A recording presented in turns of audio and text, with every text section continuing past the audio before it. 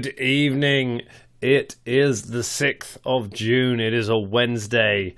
It is the return of the Vintage Spoon Wrestling Podcast. I am Dan the Spoon Thompson. I'm giving it like a proper name now, so we can have both of those bits. And I'm joined, as always, by the man who's been tearing through old school pay-per-views to try and catch up with me at a horrific rate this week. Ross Harmston. Ross, how you doing, buddy?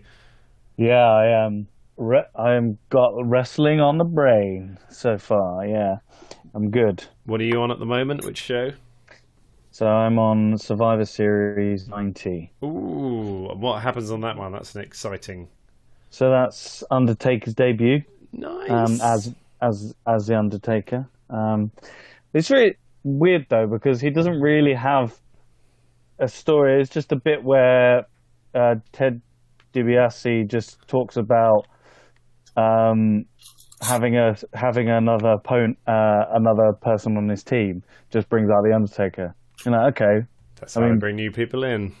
Yeah, don't say anything to Wade Goyam or anything.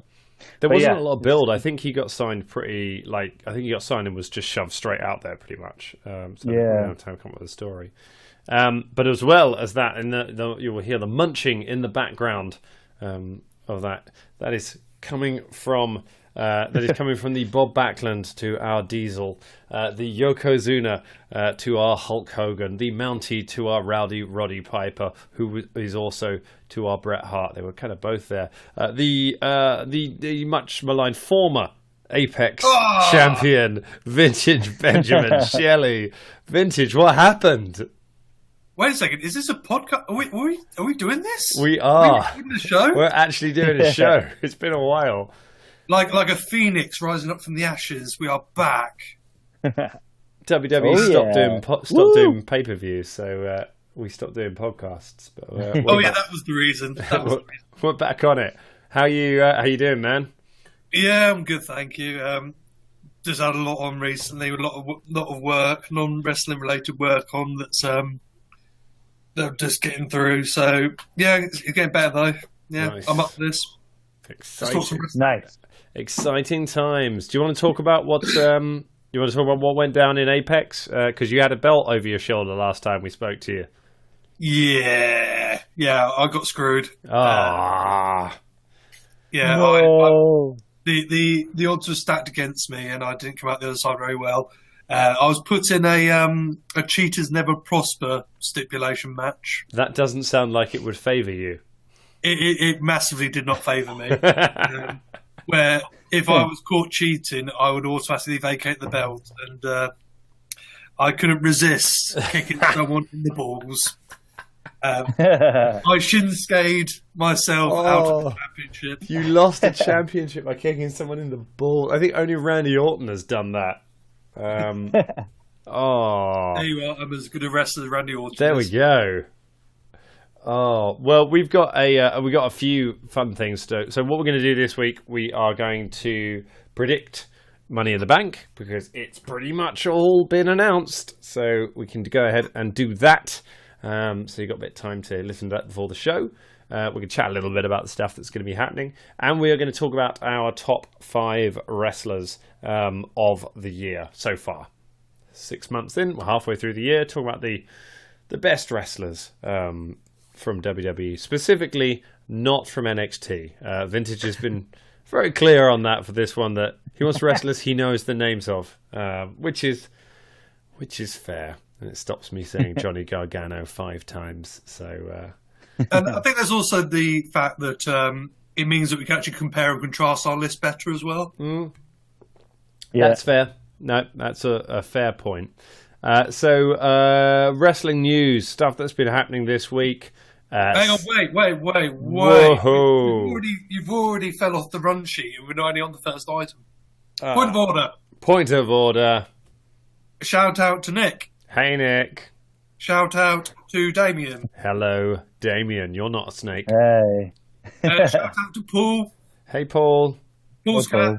Hello, Paul's cat. Alice. Hi, Alice. Not even you look like you believe that when you say Alice listens to our show. I'll ask her with him. I'm still not convinced the cat listens. Yeah, the cat definitely does. The cat's a big fan. Cat's got our merch. I need to meet this cat and ask it face to face. Look it square in the eyes. Hello, Flex Flanders. Oh, Flex Flanders. I'm getting ahead. Yes. There we go. Yeah. And Jennifer Louise. Hello, Jennifer Louise. You don't listen to our show. I think she's more likely to listen than the cat is. To be I wouldn't be so sure about that. Well, we're going up. We're heading up to Glasgow in a couple of weeks to Paul, so we will On make this him day. listen to our shows. On this day in wrestling, what happened on this day? I almost forgot.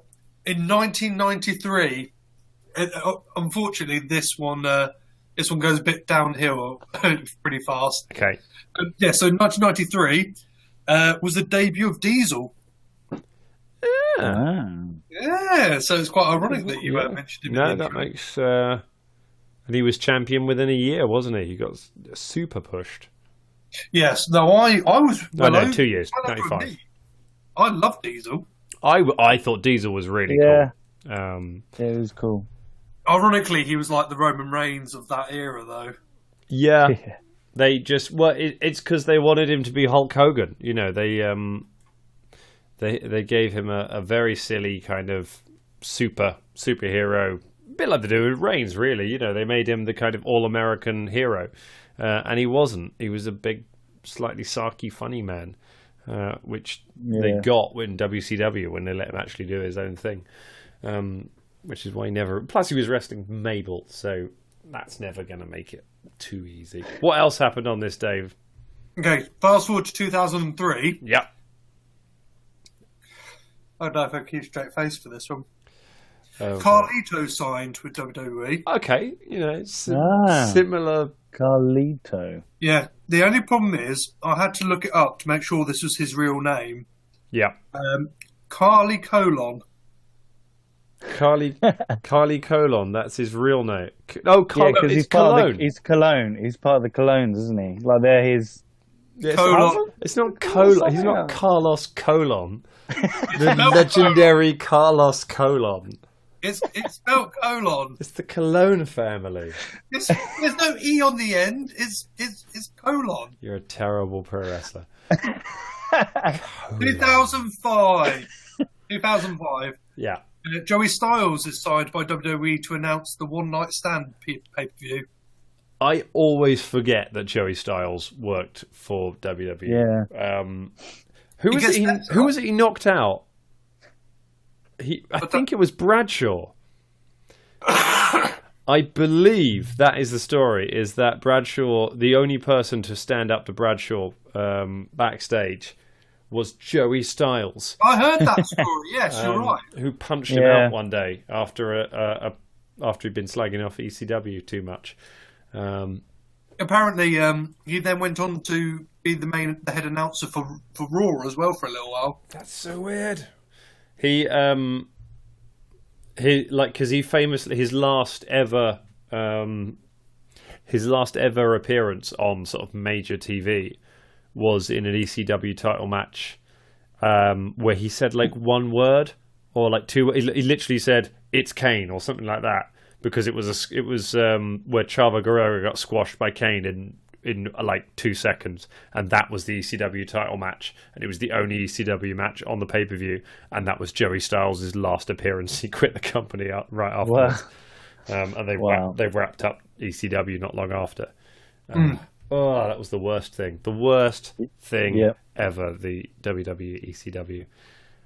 Any others? XFL as well. Yeah, XFL was pretty bad. XFL was pretty bad. Well, we'll finish off with this one and see if you want to cut it or not. All right, I'm not cutting it. I'm not editing anything.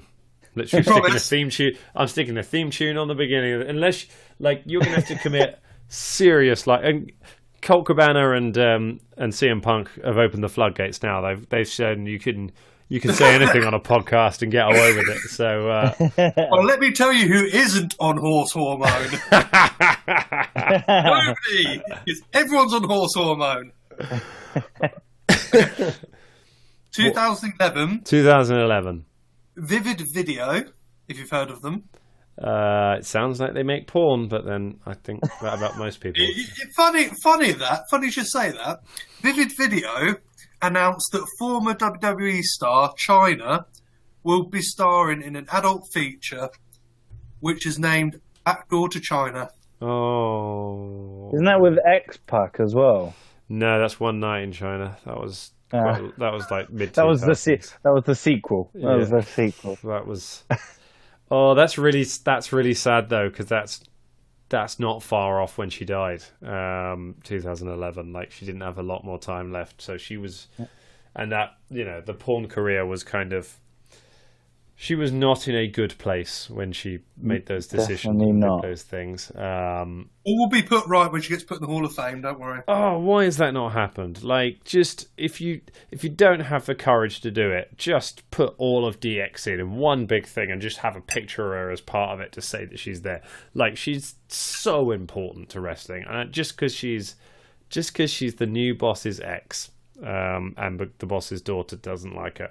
And she did cause some, there were issues there, but it's ridiculous that she's not in the Hall of Fame. It's an outrage, frankly. I'll tell you what, I wouldn't be surprised once Vince finally hands over WWE to Steph and Triple H. I wouldn't be surprised if they do that, if they put in the Hall of Fame to make a statement. Yeah, it's a sort of magnanimous PR thing they'd like to do, isn't it? Exactly, yeah. It's like a lot of old wrestlers that are still knocking about, who were like so popular in the days when I'm watching it as well, like that just are not even associated with the company anymore. You just think, where the hell are those like guys? They must have like left on such bad terms, or what, or whether it's Vince just not caring about anyone. Yeah, are we talking about Macho Man here? Yeah. Well, a lot of them burn bridges with WCW, but a lot of them. It's a conveyor belt. They cut off ties. If it doesn't work out, they just move it on. And it's like leaving any job really. They don't keep touch so much unless they need them for something. Unless they have to get them back for Raw 25 and have 1 million people on it. Yeah, it's true. Big Show's back. That was a weird thing this week. Big nice. Show's still employed. Which, always nice to see him. Didn't make a lot of sense. But then it's not something we really have in the UK. But yeah, it was just a weird, like, oh, is he a wrestler now again? Or, given that it is the Big Show, I was surprised he didn't then just after high-fiving the kids, just choke slam one of them off the stage and turn heel because... Or Finn. Because it's and Finn, and because it's Big Show, Big Show's got a turn. Right, okay. Anything we want to talk about, big news wise, that's happened in the last little while? It's been a while because WWE haven't put anything on. Having gone from a pay-per-view every 2 weeks and then blooming 3 pay-per-views in 1 month when we had Mania and Mania month with the Greatest Royal Rumble and whatever the other one was as well. Backlash. Backlash. I think Backlash is I think Backlash is another good reason why we haven't recorded in a while, because just so drained from that. How do we do the predictions on that? I think I did pretty well on that. Yeah, I think you probably did. I was, just my soul was crushed by the end of that. I didn't look at any of the predictions. That was such a bad show. It was, just awful. Just awful. But yes, I think you may have pipped it on that one, Vintage, because we did predict I'll take it as a win. Yeah, it's worth it. So, but now, anything major you want to chat about? Or should we go straight into our predictions? I was gonna say something just in general about like the weeks that we haven't watched or haven't done any like reviewing or anything, is just how bad at the moment like the house shows are. Not the house show, but like the live like Raws and SmackDowns, that they've just been quite like pretty much from Backlash they've been pretty bad in terms of stories and in general.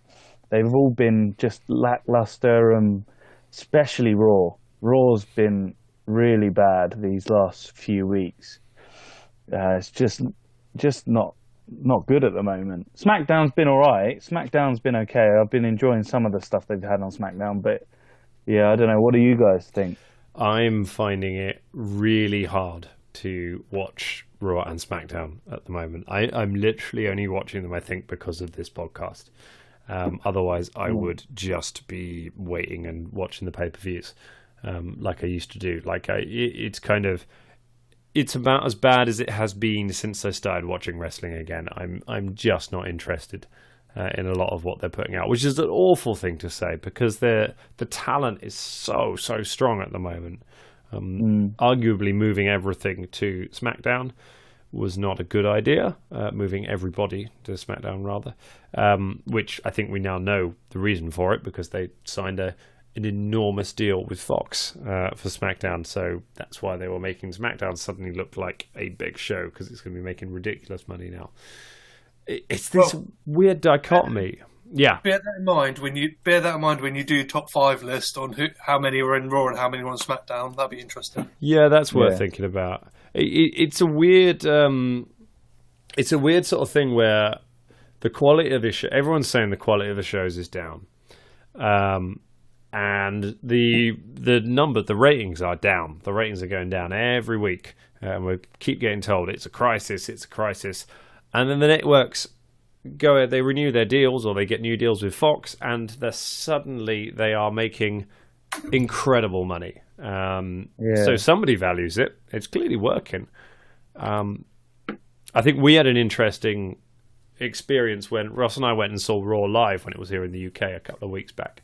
And it was a pretty good show. It was fun to watch it live. I don't think it was a particularly great episode of Raw, but it was great to, the fact of being there was fun, getting a cheers for Elias and the B team. But the other thing that we noticed there were a lot of kids because it's the only time that the WWE comes over. And so a lot of parents taking their kids along to see it. And they loved it.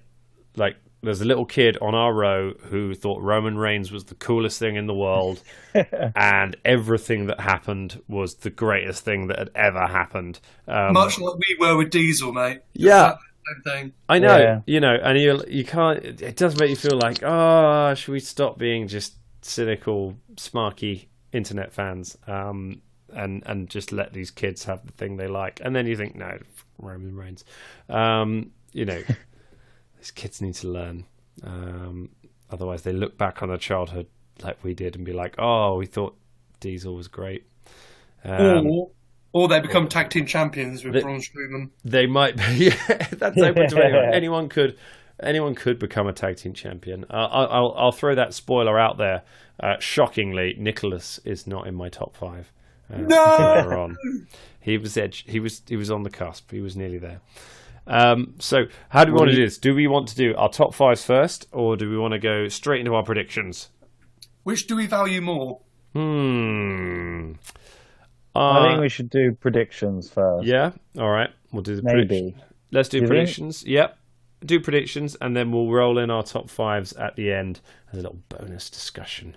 And there's the bonus prediction as well for the number 1 contender. For number 1 contender, yes, because we're going to We'll start with that, in fact, because that could well be the first match, so we might as well put that down.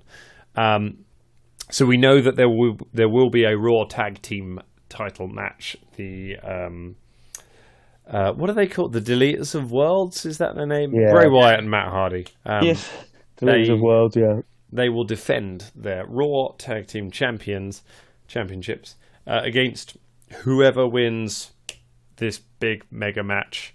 Oh wait, no, has it already happened? No, it's happened. It's B team. It's B team. It is the B team. There we go. That's how memorable Raw was this week. So there we go. So that can go on. It just wasn't on the it wasn't on the rundown that I saw that I got the show run from. So let's start this one then. The Deleters of Worlds versus the B team for the Tag Team Championships. Ross, who have you got and why? I think I'm going to go with the Deleters of Worlds, Matt and Bray. Actually, no. scratch that. I'm going to go with B team. B team all the way, because we went to Raw, me and Dan obviously, and they debuted the B team there, and they got such a massive pop from the English crowd that they were even so much so that the crowd were doing the tune to the A team to them while they were wrestling, which was really cool. So I'm going to back my boys, the B team. Nice. So I'm going to go for them. Biggest pop of the night. What do you reckon? Vintage, what do you reckon? It's a difficult one because the B team is the sort of team that the Deleted World should be beaten, because the Deleted of Worlds aren't necessarily a particularly strong team. Because if you look at both of them, they're not particularly threatening. True. Or massively. They do, you know what I mean. They just don't scream threatening. Yeah, it's a bit of a joke tag team, isn't it? Really. Yeah, exactly, and that's why they can only go over on jobbers. So I'm wondering if this was all just a big plan, so that they had a team that the Deleted Worlds go over. I'm wondering if it's going to be 50-50, and I think Deleted Worlds go over this time and the B team get a rematch and they go over in the rematch, maybe to draw it out a bit more. Okay. But at the same time, they might just put the B team over because, as you say, the product's been really bad on Raw. Yep. So they might just do it much like they did with Jinder, where it was the unlikely thing to happen just so that they could get the ratings for it. Yeah. I'll go B team because Ross has gone B team. B team. I'm going B team as well. I hate to agree with everyone because it's less interesting, but I just love that. I'm so into the B team right now, and it's entirely because we were there on that night and we were singing the A team theme with everybody in the O2, and it was just so much fun. But also, I'm a huge fan of, especially Bo Dallas, but Curtis Axel as well. I think they're hugely underrated talents. Did you in Raw? Did you see the video where Curtis Axel called Bray Wyatt Brian Wyatt? Yes. I wish that was a thing now. I wish they called him Brian Wyatt now. It's so funny. Brian Wyatt. And of course it means we're getting a match between the Rotunda boys. Yeah. Yeah. Good point. Which is nice. And I think we've, especially with Ross and I watching a lot of old wrestling, big Mike Rotunda fans. He's we've hit an interesting point. I don't know if you've got to it because you're a little bit behind me, Ross, but it's towards the end of Mike Rotunda's Bray and Bo's dad's run in WCW. He started doing like a Wall Street gimmick. He changed his name to Michael Wall Street, and he comes out in a suit, and he has a manager who's got a computer, and the computer predicts exactly how long his matches will last, and then they time it on the screen, and he somehow manages to always do it. So he did it. He appears in I think one pay-per-view with this gimmick. And then Vince McMahon went, "That's a brilliant idea," and signed him and made him and ripped it off and made him IRS. And he took it to, and then on like the very next show, Terry Taylor appears in WCW with the exact same gimmick, the same manager, the same computer, the same costume, and they were just like, "What? It's a good gimmick. Just here you go, new guy, take that." But yeah, big Mike Rotunda fan. So. Happy to see them. So we all got the B team. B team are going to take the Raw Tag Team Championships. Next up, the match I'm sure we're all looking forward to. Bobby Lashley. and possibly with his sisters versus Sami Zayn. Vintage. Let's start with you. Who have you got and why? Bobby Lashley. Yeah? Yeah. That sums this feud up, doesn't it? Sammy's been trying, bless him. Sammy's been turning in some decent work, but my God, the Bobby sisters. Awful. That was also almost as awful as the club's doctor thing, or the old day, Yeah. skit. It was up there with that sort of I'm painfully disappointed there long. weren't midgets. That should be the same Yeah. guy who got beaten up by Cass. I'm gonna have to agree. It's far too early for Lashley to be losing matches, and that's kind of what Sammy and Kevin do, isn't it? Is that they lose big matches? That's their job. On things to do it and somehow still have retained something. It's awful. Again, it was fun when we were there in London. Everyone got very much behind Sami Zayn and chanted Bobby's sisters throughout the entire show, which, in fairness, Bobby Lashley didn't acknowledge at all. Like he managed to just about keep professionalism. I'm wondering if Bobby was ever in the army. Was he ever in the military? Really?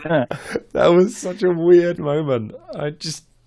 I don't understand why Sammy's feuding with him. I don't understand why. Even Bobby doesn't look like he cares. Bobby looks like if they said the match isn't happening, he'd be like, "All right, I don't really care about this guy." Yeah. Like it's the Just least. comes out smiling. Thank you. I am not into Bobby Lashley even slightly. Did he make your top 5? No, he is not in my top 5. I find him really boring. Maybe it's the way he's being written. Maybe he was better in TNA. But I'm not a fan. Ross, who have you got? I'm going to swerve it and say Bobby Lashley's eyebrows are going to win. Oh, okay. His eyebrows are going to come off of his head, and then they're going to wrap around Sami Zayn, and they're going to choke him out, and then so Bobby Lashley's eyebrows are going to win. Bobby Lashley's eyebrows, specifically his eyebrows. If any other part of Bobby Lashley is victorious, then you do. Okay, right, yeah, cool. Nice. Okay, cool. To be fair, it's an illegal choke, so foreign object. Next up, another singles match. Dan Spoonie, did you say Bobby? Yeah, I said Bobby. So, but another one that is suddenly has become interesting out of nowhere, as they would say. It's not Randy Orton, who is not even on the card, I don't think, at the moment. But no. It is. I guess maybe he'll have a match with Jeff. Maybe they'll throw that in at the end, last minute. But no, I'm talking about Daniel Bryan versus Big Cassandra. The match that nobody cared about until the swerve of the century. Like they worked everyone, faked out that Cass was injured. Made it look like he'd pissed everyone off, that they'd made up a story where Daniel Bryan buried him, and that soon he would be appearing in rap videos with Enzo Amore, talking about their 7-foot consensual penis. And no, it was they played us for fools very well. We all thought he was injured. He's not injured. He's very angry. He's getting actually all right at promos. He's still not very good in the ring, but he's going to be wrestling Daniel Bryan again, and I think good luck to him. I think if he's can pull this off, then fair. Yeah, he has the worst taunt in the world, holding his hand up. But his music is slightly better now. So I think this is a great little place to park Daniel Bryan. I would rather see him wrestling someone like Andrade Almas. But he's busy. I put that thought in your head, didn't I? You did, but unfortunately Andrade is wrestling Sin Cara, presumably because at least then they can call the match to each other in Spanish. What a waste.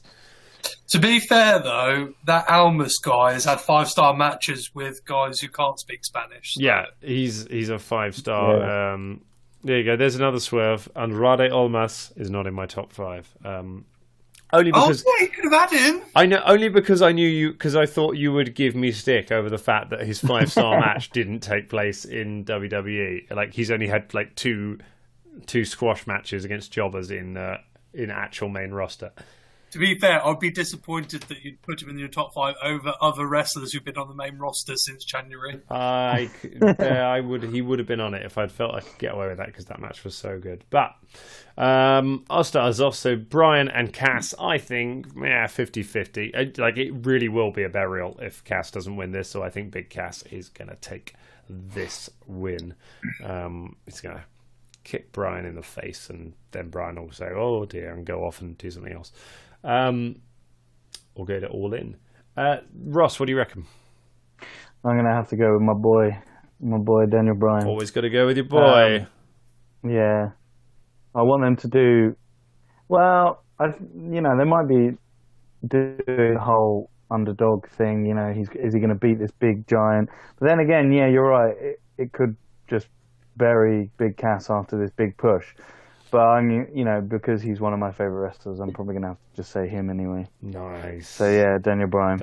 So we got our first proper difference. Vintage, what do you reckon? I can see this one being, like you say, 50-50, but I think the issue is we're going to have the blow-off match with the stipulation, aren't we? Possibly, yeah. No DQ match for the third match. So Big Cass. So nice. So we both 2 for Cass, 1 for Daniel Bryan, which takes us to our second tag team. Excuse me, I'm burping all over. I'm not going to edit that. It's raw footage. That's how we do things. So the WWE SmackDown Tag Team Championship. I think slightly interesting. The Bludgeon Brothers versus Luke Gallows and Carl Anderson, who might be called the Club, or they might be called the Good Brothers, or they might be called Dr. Nerd, or I don't know. I don't know what they're actually called, but it's Gallows and Anderson. Vintage. Who have you got and why? Well, the thing is, it's like the Bludgeon Brothers are defending those titles as much as Brock Lesnar does at the moment. Yeah. There's not been a lot of space for them on the card. The trouble is they've moved all of the wrestlers onto SmackDown, and it's still only a 2-hour show, so there's no space for them all. What do you reckon, though? Time for them to lose it? Unfortunately, it might have to be the Bludgeon Brothers. Yeah. Yeah, the club haven't got any momentum, have they? So no, they haven't. Yeah. What do you reckon, Ross? Yeah, same. Yeah. Same Bludgeon Brothers again. It's hard. There's no real reason for the club, the Good Brothers, to really win. Like, there's not really like Vintage said, there's not really any momentum for those guys. So I'm gonna say, yeah, the Bludgeon Brothers. It does feel like they've kind of just been dropped in there for whatever. And Carl Anderson stole or win on SmackDown, which is never a good sign. Something like this, it usually means yes. That's the only way they've actually made this match, by having a singles victory over them. Yeah. It's kind of by virtue of that there aren't really any other teams. I still sort of think, like, I think it's really weird now that we are so far from WrestleMania and Sanity still haven't debuted. Like, other than one video package, and then they haven't appeared at all. Because is one of them injured, or because the obvious thing is for them to come in as faces and challenge the Bludgeon Brothers, and you have the Monsters versus Weirdos. But that seems strange. But yeah, I'm going to go for Bludgeon Brothers. I can't see a way. I think we've already said there'll be a title change with Raw. Can't see it happening for SmackDown as well. I think you take the belts off the Bludgeon Brothers and it kills them straight away. They've got nothing else. And Anderson and Gallows, as much as they actually do deserve a proper title reign, they are hugely underused. I don't think they will get this. I still think that they will be better off doing something with Styles, or and make a proper stable out of it. But yes, I don't think that's going to come out. So it's going to be a clean sweep from us for the Bludgeon Brothers, which takes us to first singles title match of the list. Is it? Yes. The Intercontinental Championship, Seth Rollins versus Elias. Ross, who have you got and why? I I'm going to say Seth is going to retain. Yeah. I think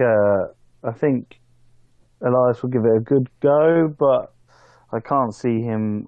Although I want to see him win the title, I don't think that they're going to go that way. And I'd say Seth is going to win. Cool. What do you reckon, Vintage? I reckon Elias. I reckon it's. To be fair, if they were smart, they would do it now. They'd put the strap on him now.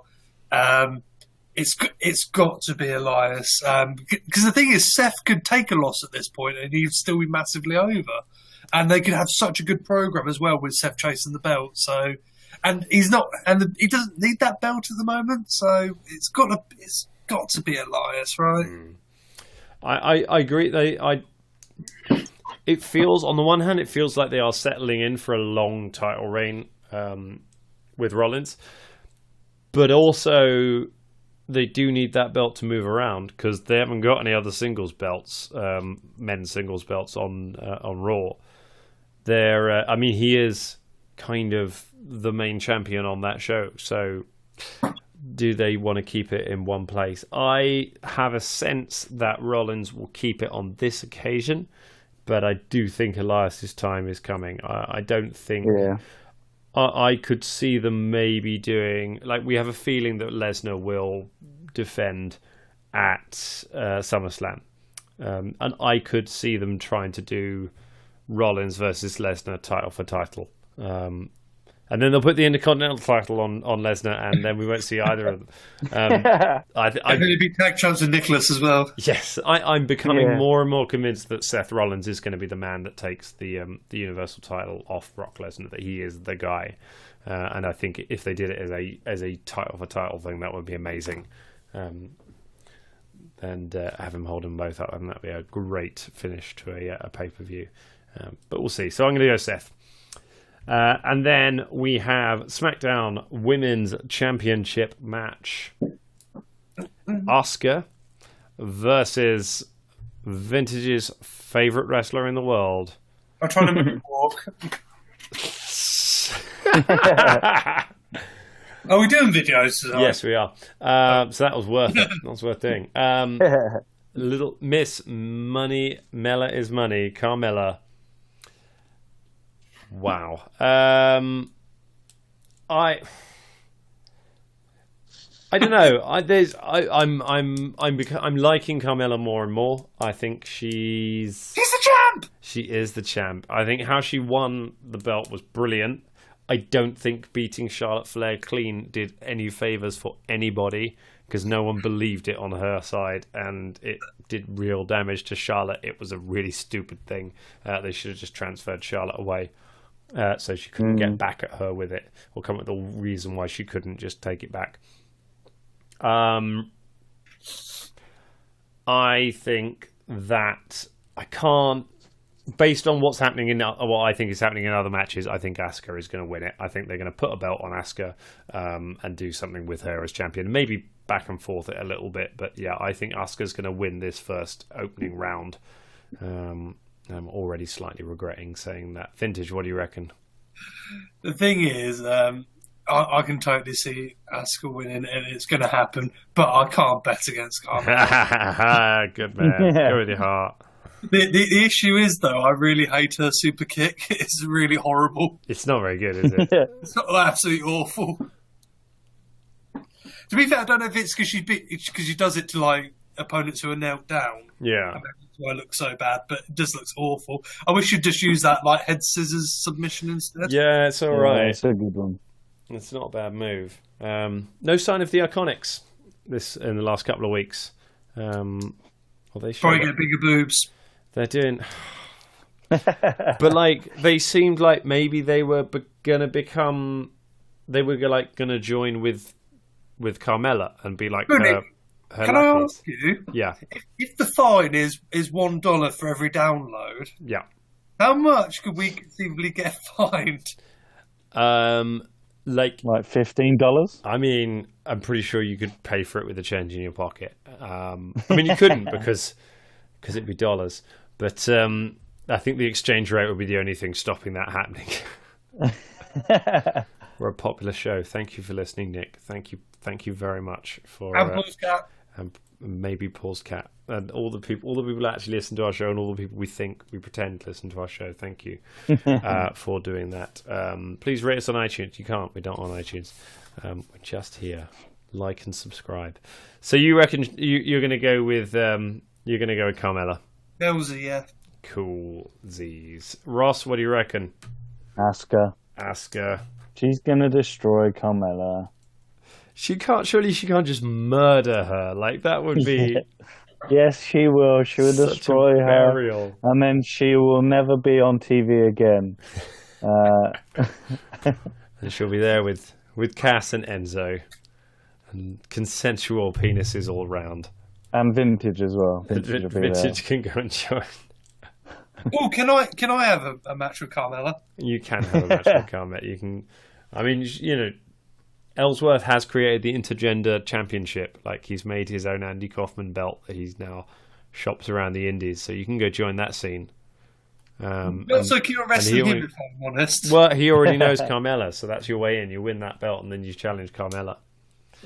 Okay. That's your... All right. Next up, the WWE Championship match. Last man standing, AJ Styles versus Shinsuke Nakamura. Ross, who have you got and why? Shinsuke. Yeah? I think. Yeah. I think it'd be good. I think it'd be good to have like a heel champion for a bit. And I think the heel turn is really good for Shinsuke. And although it looks like it probably will be AJ Styles because of all the weird things that have been going on with them two, I really would think it would be quite cool if Shinsuke won, and it'd be quite a nice, refreshing change. Yep. And I think he'd be quite cool to see how he would be a heel champion. Maybe just going around just giving people cock shots all the time. Maybe it's only AJ who likes the cock shot. Yeah, maybe that's going to be the entire match. It's just them just hitting each other in the groin with different objects. I would maybe if JBL was still there, they'd get his hat. He'd punch a hole through the head of the hat in his groin. He'd just get some fans thing like chair, smash him in the groin. I don't know. Yeah. So I'm going to say Shinsuke. Nice. He's going to win. Heels who win last man standing matches usually do it in some kind of nefarious way. So is Nakamura going to just staple Styles' balls to the mat? Like, that's given how ball based this. I'm concerned for AJ Styles' consensual penis. I'm surprised it's not called Last Ball Standing, to be honest. I'm sad it's not having a Great Balls of Fire. I think it's a shame that pay-per-view died based on that. Vintage, what do you reckon? Can I say Shinsuke and let's move on? Yeah, all right. Shinsuke. Sorry, I'm going to go Styles. Boo! Yeah, I don't really think that, but I feel I'll change it up. And I don't know, they like it on Styles. And if you've got a heel winning the briefcase, then that adds to the threat of that. So I assume actually this will probably be on later because it adds to the. It'd be weird if they have this on after if they have all the title matches before the Money in the Bank matches, but. We will find out, I'm sure. Next up, the Raw Women's Championship match. The ever consistent, talking to the Big Show earlier and his flip-flopping between face and heel. Nia Jax, is she a face? Is she a heel? Who knows? Who cares? She's wrestling Rowdy Ronda Rousey for the Raw Women's title and for the love of Natalya Neidhart. It's a Natty Neidhart on a pole match. Yes, thank you. I was going to say it. For the title. Oh, what a weird one. Vintage, what do you reckon to this feud? Well, I was going to say, why does Nia Jax care about Natalia? Where did that come from? When have they been friends? Yeah, I don't. No, They haven't. no idea. No, Natty was a heel up until like little while ago. So they've never been friends. Except now. Now they're friends. The issue is Nia has to lose, yet Ronda can't win. Yeah, it's a weird one, isn't it? Yeah. So I'm predicting that. I'm predicting that Nia's not dropping the belt, and Ronda's not winning it. So it's either going to be like a DQ or a no contest or something along those lines where the title doesn't change. Can I have that? You reckon that? Well, you have to pick one. You have to pick someone to win. Do you reckon? Well, it could also be a no contest as well. It could be a no contest. You can pick no contest. Okay, I'll have Ronda to win, but by count out or DQ so that she can get the strap. Get the belt. That makes a lot of sense. I agree. I think Nia is going to win. I don't think she'll get a pinfall or tap out Ronda Rousey. As hilarious as that would be. End that streak. No, I think Nia's going to win it, and I think it's going to have something to do with Natalia. I think Natalia is going to accidentally get Ronda DQ'd, or she's going to outright turn on her and get her counted out, or something like that. It won't be a clean, but I think Nia will retain. How could you have Ronda's first loss like that, though? It would be awful, but it wouldn't be the first time they've done something like that. Yeah. Or like Ronda might just trash her and win it, and they might be having Ronda. Huh? Yeah, it's going to be the Brock Lesnar story all over again. You reckon Ronda's just going to elbow Nia Jax into a bloody mess, and then just go off TV for ages with the belt. She actually has a proper contract. She's a proper wrestler, so she'd be around a bit more. What do you reckon, Ross? Nia or Ronda? I hate this feud. I hate this feud so much so that that it was started on a red carpet, and then those two had a face-off, and then they walked off together with Charlotte in the middle being really awkward, and they just walked off together like laughing. Let's go get some water, okay? And I was like, this is the worst. And like you said, the flip-flopping of the heel versus face is really annoying, because it's like they don't know what to do with her, because they need to have her be heel so she can fight Ronda. I think it's going to be a double count out. No contest. Yeah, I think it's going to be a double count out. It's because it serves no purpose. Both ways, it's going to be stupid. Why would you have her lose her first championship match? First single match. Why would you let her win? Because it's too early to put the belt on her. Yeah. I don't know. So makes no sense. And let's not forget that Nia Jax challenged Ronda Rousey for this match. This is the storyline: is that Nia Jax, the champion, challenged the challenger. The challenger tried to turn it down on the grounds that they didn't think that they were worthy, because that's Ronda's weird gimmick at the moment. And the champion insisted, and so they're having a match. It makes no sense at all. But maybe they'll do something. I am open to anything with Ronda Rousey matches, because my goodness, I predicted bad things at WrestleMania, and it was glorious in the good sense, not the Bobby Roode sense. It was so good. She's still pretty bad on the mic. Yes. Over the Raws, I'm just like, oh, you're still pretty bad. Got a good grumpy really face. Yeah. That's all she does, is just her grumpy face. Yeah. Which brings us to the men's Money in the Bank ladder match. We have got, in case you need reminding, Braun Strowman, Finn Balor, The Miz, Rusev, Bobby Roode, Kevin Owens, Samoa Joe, and one member of the New Day, as yet unconfirmed. Ross, start us off. Who do you reckon? Who's your I'm gonna say Braun Strowman Okay. is gonna win this one. Right. I think that he's gonna beat everyone to the punch, and then maybe face. Who's it gonna be? Well, it's gonna be Brock Lesnar, I assume. Yeah, Brock Lesnar at is it SummerSlam? SummerSlam. Or would it be? Oh no, it can be any time, can't it? So yeah, I mean, guess it can be any time except Brock Lesnar has to be physically in the building. yeah.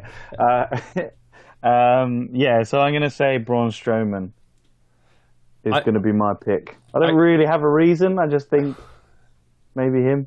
I'd love them to combine the Lesnar never comes to TV storyline with the Braun Strowman winning the Money in the Bank storyline, and have Braun just turn up at Brock's farm with like the briefcase and a referee, and just be smashing tractors and just trying to fighting farm animals to get at Brock Lesnar. Brock's got a farm. He is a farmer. Yeah, he's got a farm. That's what he does with his time. He likes to be. He goes home and he farms.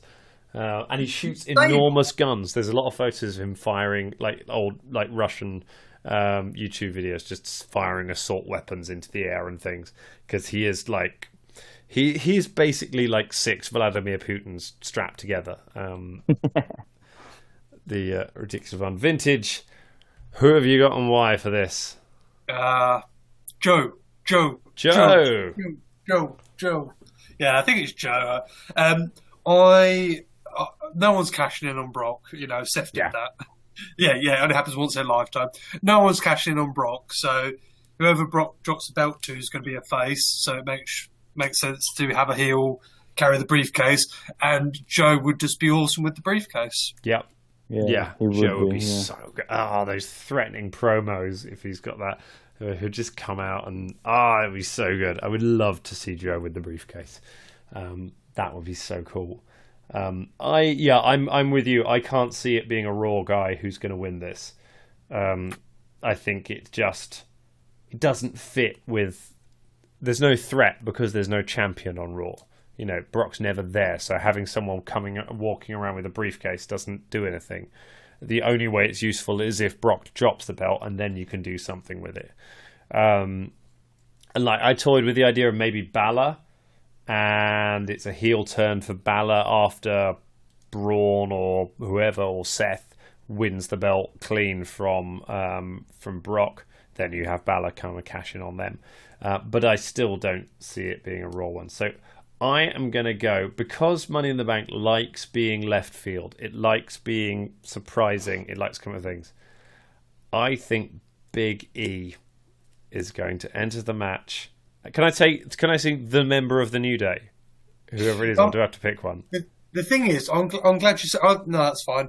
I'm glad you said that, because I think if there was ever a time when they were going to break the New Day up, this would be it. Yeah. The briefcase. It's quite good, yeah. You've got one prize that only one of them can have. Or they might freebird it. They might freebird the briefcase. Oh, can you imagine freebirding a singles title? That's really interesting. Or they cool. freebird the briefcase so that anyone can cash in. Oh, it feels like the only way out of the New Day. There's no saying they definitely do want to break them up. The merch sales are still good. The promos are still good. You know, they aren't completely stale. But the way out of it is that the result is that Big E gets a massive singles push, because he definitely could be a main eventer. And he has. He was the NXT champion, wasn't he? He was the second. That NXT show. He was the second ever NXT champion. He beat Seth Rollins for that belt. So he could do it. He absolutely could. And he's been he's held the Intercontinental Championship a few times as well. So I could see it happening. But I think, given that they've done things before where, you know, Mr. Kennedy has won it, and CM Punk has won it, and Jack Swagger won it once. You know, they like to pull a swerve on someone. And if it weren't for the Raw thing, I might say Bobby Roode. But yeah, I've got a good feeling about New Day. I'm gonna go I'm going to go for that. I'll probably regret Nice. that hugely. But let's move on finally to the last match on the card. Wait, probably won't be the last match on the card, but the women's Money in the Bank ladder match. Ember Moon versus Charlotte Flair versus Alexa Bliss versus Becky Lynch versus Natalia versus Lana versus Naomi versus Sasha Banks. Vintage, who have you got and why? Why'd you have to come to me first? I don't have a clue about this. It's a weird one, isn't it?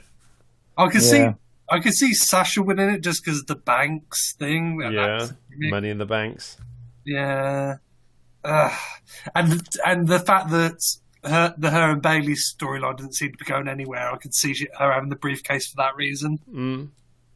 Yeah, go on then, Sasha. Sasha Banks. Okay, Ross, who do you reckon? I would say Sasha Banks, but I think that Bailey will come in and do something that will cost her. Yeah. I think it's. My heart wants to go Lana because that'd be so good if they had. But then my head wants to say Charlotte because they're gonna do that whole rematch thing for her title. So I'll go with Charlotte because she's gonna win, and if Asuka wins, then I know that they're gonna have like another match again. That's an interesting dynamic. I think if Charlotte has the ability to cash in on Asuka, I think that's quite. If Asuka has the championship and Charlotte then shortcuts it to win the belt back rather than having this mega rematch, I could see that being quite.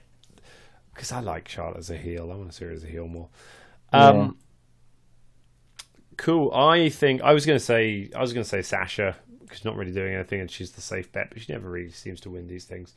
And really, she's probably a better bet to do the mega bump right before the finish. Because it's that kind of bag. So I'm going to go for Alexa Bliss. Picked a SmackDown person for the men's, so I'll pick a Raw person for the women's. That seems to be the sensible way to do it. She would be fab with the briefcase. It's that kind of thing. That's what she does. And she's doing nothing at the moment other than turning up in babyface tag teams for no reason and then just leaving for no reason. Like she's in the wilderness right now, so she needs something good. I'm very much looking forward to Ember Moon doing an eclipse off the ladder. That's going to be cracking. And maybe a moonsault from Charlotte, which could be really nice. And I could say Charlotte and Becky had a really good match on SmackDown. I was pleasantly surprised by that. They did actually. Yeah, fair play. That was given that Becky hasn't been hugely interesting in a long while. That was that was a really good match. And Becky won as well and needed to win. Speaking of good moonsaults as well, the obligatory NXT mention, Lacey Evans. Lacey Evans on NXT has properly come out of her shell. She's been there since the Mae Young Classic last year. She's been all right. She had a tremendous match in the last couple of weeks. Really, she has some really good ones. But yeah, she has one of the best moonsaults that you will see. It's worth YouTubing it to have a little look because it is a thing of beauty. So good luck to her.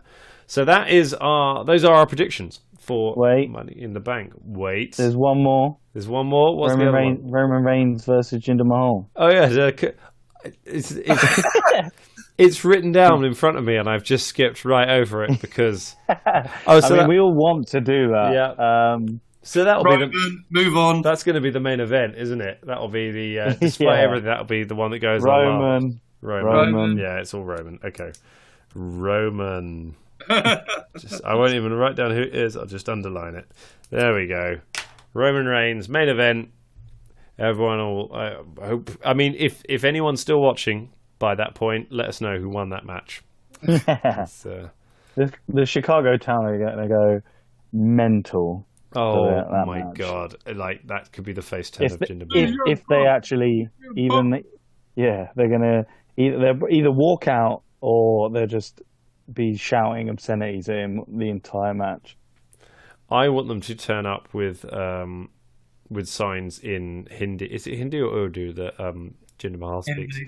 No, Punjabi. Punjab with that just say, "If Reigns wins, we riot." I think that would be fabulous. Cool. So that is Money in the Bank. It's actually looking like a really exciting show. It is always quite fun, Money in the Bank. It's a good show, and we need it after Backlash because that was bad. Shall we talk about really good wrestlers? Our favourite wrestlers. Yeah. So we have each compiled our top 5 list as what we think are the five the 5 best wrestlers, WWE wrestlers. This is not including NXT Singles. or Indies or New Japan. But yeah, our top 5 wrestlers of 2018 specifically. So the people who've done the most in this. Of what? Singles wrestlers, yep. I wasn't allowed the AOP of this run. So, with that in mind, should we start with our 5s? Yeah. And then Yep. we'll count down. Any controversial omissions from anyone's lists? Anyone miss anyone out? That was surprising. Probably when we start Yeah? going through your list. Okay, we'll see. So, I haven't got Daniel Bryan in my list, which is... you No! don't have Daniel Bryan. I assumed yours Well, would be because- Daniel Bryan 5 times over. Well, because he's only just come back and he hasn't had that many matches. I mean, by the end of the year, if you ask me, I'll be like, yeah, Daniel Bryan. But I thought I'd leave it at the moment. I omitted Samoa Joe for the same reason, even though I think he's currently one of the best people on the roster. He's only had one big match really this year, and that was the awful Backlash match, which he was booking rather than him. He was trying to get booed. Unfortunately, so was Rome's. But we'll start with the number 5s. My number 5 is The Miz. I think he has been involved in, if you look back across the whole year, I think many of the times the match of the night or the second best match of the night featured The Miz somewhere in it, which is incredible for somebody who is not renowned as being an incredible worker. He's normally thought of as more of a character guy and a mic guy, but his ring work this year has been really good as well, and his character work has just taken another step. I think he is fantastic, and may he regain that Intercontinental belt. Ross, who you got? I've got Kevin Owens. Nice. I think, Kevin Owens has just been... lately, it's sort of petered down, but I think his work rate and when he gets in these storylines, he's really good. He's a really good, energetic performer, and he loves to talk to the crowd. And I love some of the stuff that he says to the crowd, and he's really good at like talking to the other wrestler, bad mouthing them. He's a really good heel, and I think his run at the moment's been all right. Not recently with the split from Sammy. The Sammy and him thing was all right, but it wasn't as good as when he was on his own, or when he was with Chris Jericho. I know that was last year, but yeah, I think Kevin Owens, I think he deserves. I'm looking forward to seeing him in the Money in the Bank. He's in the Money in the Bank, isn't he? And weirdly, Sammy isn't. So that'll be an interesting one to see. I mean, they've had a few, but always were together. Vintage, who have you got for your number 5? So I've gone for Tommaso Ciampa. Don't tell me you've done this. You're not allowed. No NXT. If I can't have NXT, you can't have NXT. Okay, it's Ronda Rousey. Nice. Okay, I nearly put Ronda in. Why have you got Ronda? So, in theory, she should be top of the list because at the moment, WWE are convinced she's the biggest draw. She's just so massive. She's been pushed so hard. She's been protected so well. And she had the best match at Mania, so that's a really good accomplishment.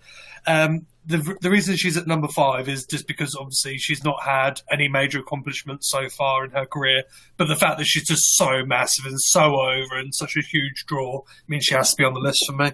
Nice. Mhm. Yeah, I was so close to having her on my list. I think just if you talk about, and I'm sure we'll talk about this with other people, but you talk about that sense of somebody that you want to see, somebody who is not just a draw for crowds, but if you see her, you see that she's got a segment coming up, you think, I'm going to watch this, or if she's got a match, you're like, I'm going to watch this because something is going to happen. This is, which is what wrestling's all about. So she's a worthy person on the list. So number 4s. My number 4 is Daniel Bryan. There you go. I am the bigger D. Bry fan. Who knew? No, I just think he hasn't wrestled a huge amount this year. He has only just come back recently, but he's so good. And I think you need to include all of his work. I think it's fair to include like his work as GM, and his just even when he's not wrestling, his character work has been great, and his mic work is great. He's a brilliant ambassador for the brand. He's always interesting. I haven't watched a lot of Total Bellas, but he's apparently very good on that as well. I think he's just done. The ring work that he is doing is really good. He's making Big Cass look great, which is, a good job for him, which is what is needed from him. I think his performance in the Greatest Royal Rumble was really good. It was one of the only things in that awful show that made it worth watching. And he has got me, again, like we said with Ronda, he's someone who's got me excited to watch wrestling. I want to see stuff that Daniel Bryan does. Ross, what do you reckon? Who's your number 4? Elias. Ooh. In terms of like improvement and his character over this year so far, it's just massively like improved. He's got a massive pop from the crowd. He knows his character now, which is really good, and it's nice to see him playing that. And even when we saw him at the end of Raw, when me and Dan went to see it, when they did the dark match, after it, he did like a little concert for the O2, and he just knows how to be a good heel. That whole singer angle, and I think he's really improved in my eyes. He wasn't on my list before, and I've just been like, actually no, he's really improved, and he's got a good gimmick. Don't know how long that'll last, but he's really good. I mean, he won me over in the space of that show, that live show, because he was so good with that crowd. He's not on my list because I don't think his ring work is quite there yet. I still don't find it. And the Drifter is an awful finisher, but I'm not a fan of a swinging neck breaker. But he's certainly a good pick. I think he has a place. He has a place on there. Vintage. What about your number 4? So my number 4 is Chompy. No, joking.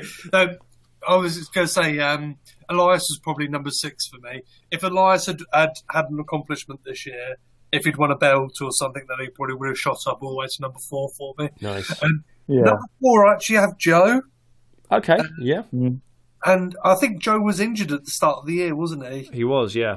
Yeah, so he probably doesn't deserve to be at number 4. But the reason I put him there was just because he's had some decent matches. I know the one at Backlash was a bit bad, but as you say, he was supposed to wrestle a bad match. But we know he's capable of good matches. He's really well protected again. Much like Ronda, he's really well protected. But unlike Ronda, the reason he gets the edge over Ronda is that he cuts really good promos as well. He's so good at promos, isn't he? He's such a good. He's maybe next to the Miz, maybe, and perhaps Alexa, best talker in the company, or Owens, maybe. But and again, if he'd won a belt this year, I would have him higher. But he's a great draw, and he's just massively over. So yeah. I still think he'll hold a world title by the end of the year. After he cashes in. Yeah, maybe. I mean, it's a solid guess. So number 3 for me is Charlotte Flair. We haven't had any no particularly similar ones at the moment. I think that next to the Ronda match, like I say, I didn't put Ronda in because she's only wrestled one match. and even though it was the best match at WrestleMania. But Charlotte wrestled the second best match at WrestleMania, and she's wrestled a lot of other good matches up to this point. She is the franchise player. She, I think, will headline WrestleMania in the next 2 years. And she ended the streak. She ended the streak. And that was the biggest pop out of the group of people that I watched WrestleMania with. That was the thing that popped the roof. That was the thing that blew the roof off the room. Was when the streak ended. A great match, really, really great, and one of many. So yeah, Charlotte is fantastic. She's my number 3.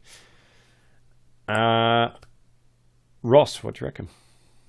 I'm going to say Alexa Bliss. Very good. Mine.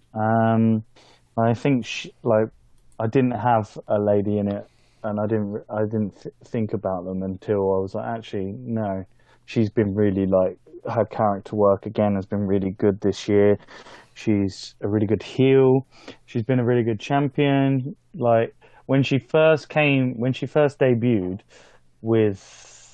when she was in NXT, she was with, who were they? She was partnered with those two guys. I can't remember. It was Dash and Dawson. I think it was before they were the Revival. It was Murphy and Blake and Murphy. Yeah, that's it.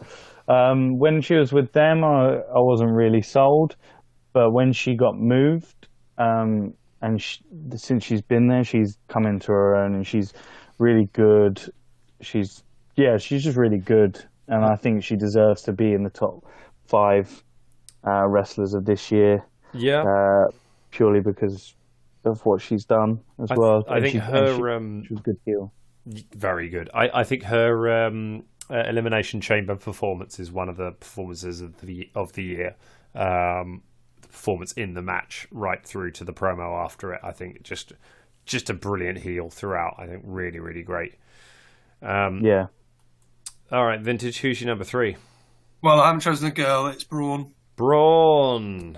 Yeah. Braun enters the list. I would be surprised if we don't all have Braun somewhere, not just Braun anything. Why do you think Braun? For me, again, it's following a similar pattern that, he's just been booked so strongly. The other thing that came to my mind, he actually won the Greatest Royal Rumble. He had a belt and a trophy, which have both disappeared. Yes. Yeah. Well, so the trophy died on screen. The trophy got destroyed in London. Really? Yeah, it got destroyed. He did his running Kevin Owens thing over and fired him backwards into the trophy by accident, and the trophy smashed to bits. Which I think is why they didn't get him to pick it up, because it actually was really fragile. Oh, interesting. So but the belt's gone. So he won that, and so that's obviously massive, and it was his first pseudo title thing. Mm-hmm. The only reason he's not higher for me is because the Nicholas thing obviously brings him down a bit. Again, it was another title one, but it was a nothing title because of that. So that's the main reason he's not much higher on my list. Likewise, he's not really had a good program with anyone to really, show what he's capable of or do anything further. Because most of the stuff of him getting over is the fact that he was already over, and he does lots of stuff in pre-recorded segments, which is quite cool. True. Mm-hmm. Well, I mean, it's a good follow-on for me to agree, because my number 2 is Braun Strowman. So I think we all want Braun Strowman as our number 2. God, you'd die. It's that thing. He's an attraction. If Braun is on, I want to see what's going to happen. I was quite disappointed in the one the London show, that he didn't do more. He's kind of petered out. He's lost a little bit of that aura recently. Punching that ladder in half this week helped, but he certainly has. He's lost a little bit of the shine, but he is still about the most interesting thing on that show. He's still one of the things you want to watch, and he just gets better and better and better. So I think he's one of the top players, which makes it controversial, because we're starting to get towards the top of the list. It's getting a bit thin, but yeah, he's my number 2.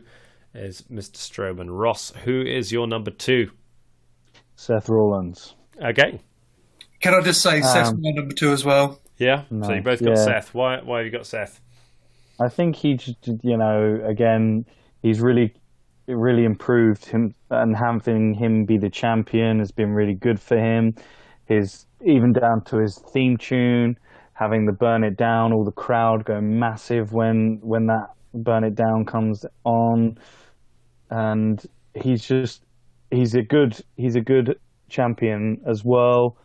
It's been good for him to split from Dean Ambrose, since obviously Dean Ambrose got injured. Oh yeah. So yeah, I think he's just an amazing performer as well. Like his moves and stuff. Anything to add, Vintage? Apparently, interesting stat that when I was looking up earlier, he was the first person to pin The Miz at WrestleMania, apparently. Nice. That's a really nice start. Started off the year as tag champions with Jason Jordan. Yes. Oh, yes. Yeah. And then, as I said, I think he won the IC belt at WrestleMania, wasn't it? When he did, yeah. And the other thing is, he's just been putting on fantastic matches, because towards the end of last year, he kind of fell out of favour a bit. It was become a bit stale, and then he just started having amazing matches. With the gauntlet match as well, where he wrestled 60 minutes. That was amazing. And had some really good matches with Finn Balor as well. Is great with the IC belt, and as I said earlier, he's got to that point where he doesn't actually need it anymore. Like you said, Spoonie, he's looking like he's going to be the next top guy, and that's what the rumours backstage are, that it's actually him instead of Roman now who's going to be the guy to beat Brock. Seth, number 2 for me as well. I do not disagree with anything you said, which is why my number 1 wrestler of 2018 is Seth Rollins. I put him one further up because I believe he is carrying Monday Night Raw, and has been for several months now. He is... Braun is an attraction, but Seth Rollins is the guy who is turning in pay-per-view level of performances every single time. We saw him in a dark match, and he put on a match that was that kind of quality. He just has no off switch. He hasn't been this good since and he hasn't been this hot since he had his big heel run. Since his knee injury. This is the best he has been. I see no reason why he can't go on to become the guy for this company. I think the work he is doing here is just real. At the risk of preempting anyone else's number ones, I think the work he is doing at the moment is phenomenal. He's just. And he's got the curb stomp back. He's got the curb stomp. I wish they'd give it a name. Good. It's a shame I think it's a shame they call that his moves are called the knee and the stomp. But it used to be called. What was it? It used to be called. I can't remember what it was called when he was Tyler. It was Fade to Black, wasn't it, or something? When he was Tyler Black, yeah. It's probably because it sounds a bit too much, because that's Aleister Black's catchphrase now, so they probably won't call it that. But I wish it had a better name. But it's a great finisher. He's got it back. I like how he does it just I like he started doing it out of nowhere, like hitting people while they're climbing back in the ring and things like that. Of course, it's had numerous names. It's Blackout, Curb Stomp, Peace of Mind, or The Stomp. Blackout's a great name. I've never ever heard them say "peace of mind." It must be that must be from because Blackout's from when he was Tyler Black. So must be a ring of it was Seth Rollins apparently. It was God's last gift. As Tyler Black, it was God's last gift. Was his? Blackout's a good name. I don't know why they can't have that. Oh well. Ross, who's your number 1 wrestler of the year? Well, you said it. Nicholas? AJ. It's AJ Styles. Yeah. I think he's been but when they first did the draft, I think he was holding SmackDown afloat. And like he is the person that is phenomenal. His matches, every match there's been some like disappointing matches, but there's been elements of it where AJ has been really, really good, and he outshines a lot of the performers he's with. It's a bit disappointing he's with Shinsuke. The run with Shinsuke is all right. I'm getting there with his feud with Shinsuke at the moment. The last sort of, I think it was at Backlash. What happened at the end of that match, I kind of liked. That was Really? the The double ball kick. Yeah. Okay. No, wait. Which is the one where Shinsuke pretended that he got hit in the balls, but he didn't? That was that was SmackDown. Was that That's on how SmackDown? that's how he won the. That's why he got to choose the stipulation. Yes. So I liked that. That was a good little end to that match. Just because I thought it was different. I mean, if you're going to put in ball punches, that was quite a good way. Yep. You've got to get that ball punch in. But yeah, he's put on some really, really good matches so far this year. Nice. So for him. I think that's very sensible. Vintage. It's AJ for me as well. I'm kind of turning a blind eye to the whole program with Shinsuke.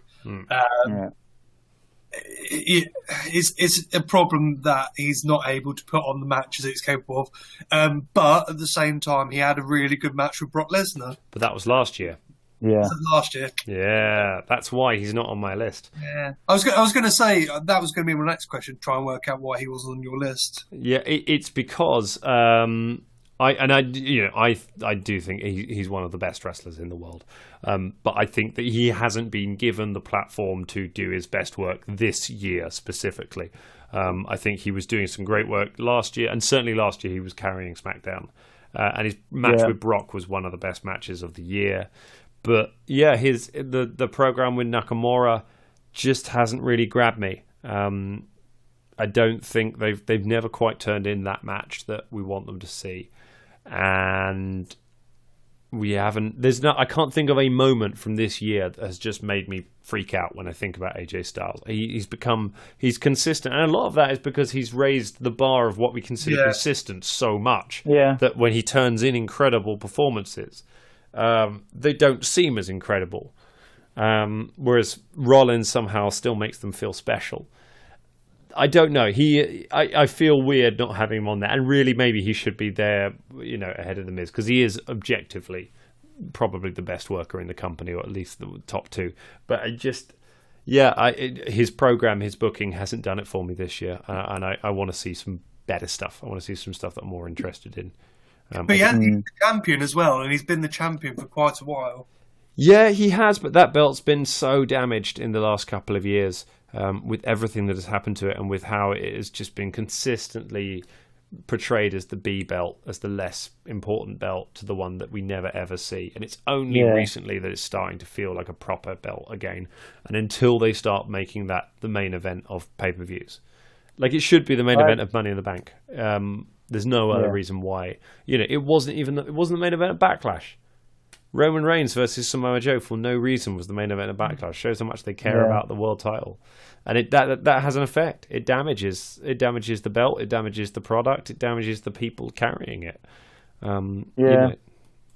That's why I think AJ has been let down by the show, not the show being let down by AJ.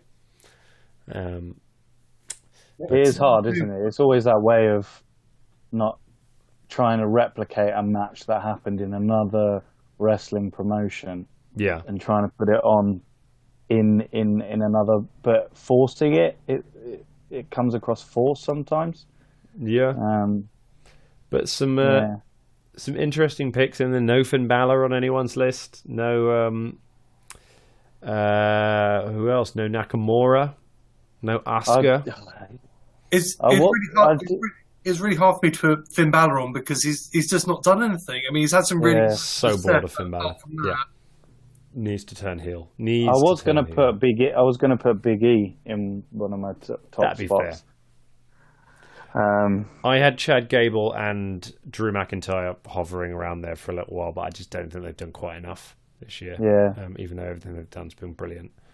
More importantly, no KO or Sami Zayn. Well, no KO's on. You had KO, didn't you? But no Sami. KO's 5. I just think they're. I think they're great, but it feels like their story never went anywhere, and now they've kind of just settled into this role of jobbers to the stars. It's also really hard when you watch so much wrestling, to remember when certain people's runs are. So you're like, oh, okay, 2018, okay, well, they did that. But then you kind of mix it into 2017 as well. Yeah.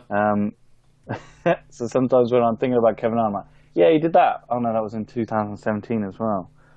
And even harder when we're jumping between 2017, 2018 Yeah. and 1993. Yeah. Yeah. Or 92, aren't we, on at the moment.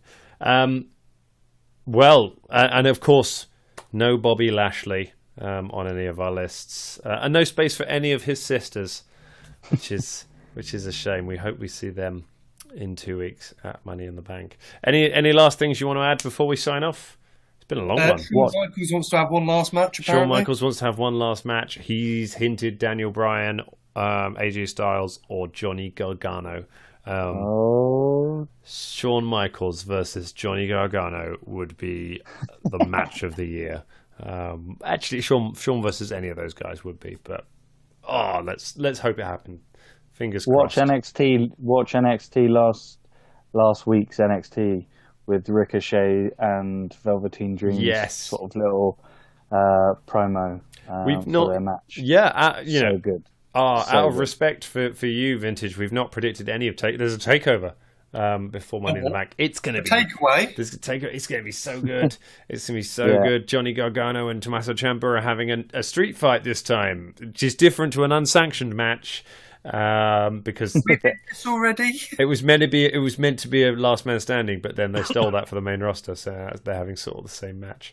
Let's get Velveteen Dream Ricochet. It's going to be so good. As is Money in the Bank. It's going to be great. A lot of good wrestling happening in the next couple of weeks, which is going to revive our spirits, and we're going to be excited and going to start watching wrestling regularly again and have a wonderful time.